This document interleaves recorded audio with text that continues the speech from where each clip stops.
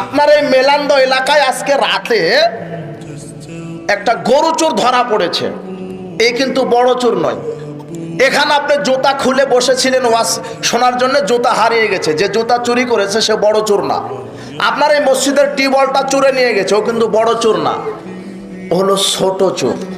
পেটের দায়ে জুতাটা চুরি করেছে, পেটের দায়ে গরু চুরি করতে এসেছে। শোনেন, আপনার ওই গরু চোর যদি তার মরা পর্যন্ত গরু চুরি করতে পারে, তাহলে 1 কোটি টাকা চুরি করতে পারবে না গরু চুরি করে করে। কেন? আজকে চুরি করবে, আগামী দিনে ধরা পড়বে। বুঝেন না? বুঝেন? মাথায় ঘেলু আছে তো, তাই না? আলহামদুলিল্লাহ। এরা এরা চোর ঠিক আছে, কিন্তু বড় চোর না। বড় চোরগুলি কোথায় আছে জানেন? বড় চোর যদি দেখতে চান তাহলে ইনকাম ট্যাক্স অফিসে যেতে হবে, পাসপোর্ট অফিসে যেতে হবে, ভিসা অফিসে যেতে হবে, ভূমি অফিসে যেতে হবে, সেক্রেটারিয়েটে যেতে হবে, সচিবালয়ে যেতে হবে। দেখবেন যে এক একটা দাগা দাগা দুর্নীতিবাজ বসে আছে, যারা কলমের খোঁচা দিয়ে 1000 কোটি টাকা দুর্নীতি করে লন্ডনে পাচার করছে। এরাই হলো বড় দুর্নীতিবাজ, এরাই হলো বড় চোর। কথা বুঝতে পারেননি? বিশ্বাস করেন, ওই গরু চোর সারা জীবনে 1 কোটি টাকা চুরি করতে পারবে না। আজকে চুরি করবে, আগামীকাল ধরা পড়বে। কিন্তু আপনার ওই নেতা যে বসে আছে সেক্রেটারিয়েটে, ও কলমের খোঁচা দিয়ে 1000 কোটি টাকা দুর্নীতি করবে, ও হলো বড় চোর। বুঝতে পারেননি? ওর জন্যই জেল, ওকেই জুতা পিটা করতে হবে। যে সরকারের, যে রাজকোষের, যে জনগণের সম্পদ মেরে খায়, ওর মতো বড় মুনাফিক গাদ্দার পৃথিবীতে নাই।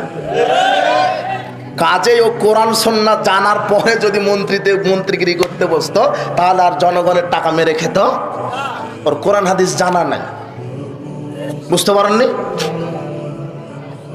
এই ছেলে শোনো, তোমার বাপ গর্ব করে, তোমার বাপ গর্ব করছে আমার কাছে যে আকবর সাহেব ছেলে একখান পেয়েছি, বিসিএস ক্যাডার, ইঞ্জিনিয়ার।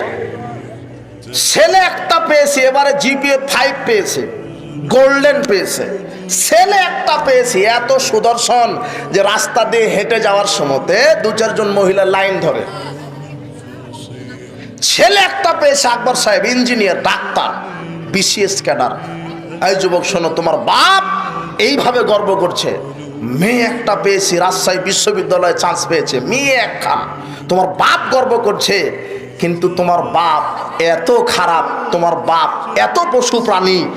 তুমি গোল্ডেন পেয়েছো গর্ব করে, তোমার বোন বিসিএস ক্যাডার হয়েছে গর্ব করে, কিন্তু তুমি তোমার বোন ওযু জানো না, জানাজার দোয়া জানো না, সালাত 5 ওয়াক্ত আদায় করো না। এই জন্য তোমার বাপের লজ্জা হয় না?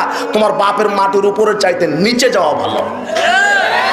তোমার বাপের লজ্জা হওয়া উচিত ছিল যে আমার বিসিএস ক্যাডার ছেলেটা ওযু জানে না, আমি মারা গেলে জানাজা পড়াতে পারবে না। লজ্জা হওয়া উচিত ছিল না? আমি তোমার ছেলে, তোমাকে বিসিএস ক্যাডার হতে নিষেধ করিনি, তুমি হবা। তুমি বিশ্বের দরবারে বিসিএস ক্যাডার হবা, বিজ্ঞানী হবা, ইংরেজি জানবা, ফিজিক্স কেমিস্ট্রিতে দুর্বার গতিতে তুমি সারা বিশ্ব জয় করবা। কিন্তু তোমার ঐতিহ্য কোরআন হাদিস ইসলাম জানার পরে, ইসলাম না জেনে কাপুরুষ হয়ে তুমি বিজ্ঞানী হয়ে কোনো লাভ নাই।